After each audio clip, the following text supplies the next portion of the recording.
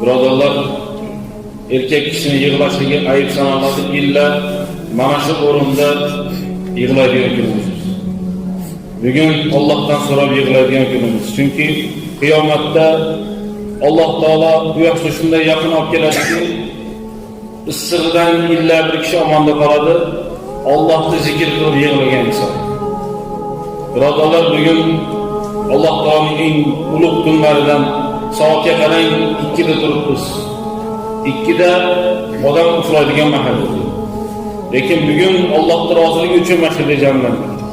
Alloh taolo qilayotgan ibodatlarimizni riyosiz maxsus qabul qilsin. Birodarlar, bugun faqat duo qilinadigan kun. Faqat siz o'ylab qolmangki, duo qildim, qabul bo'lmadi deb.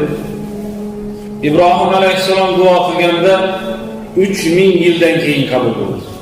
Payg'ambarimiz sollallohu alayhi vasallam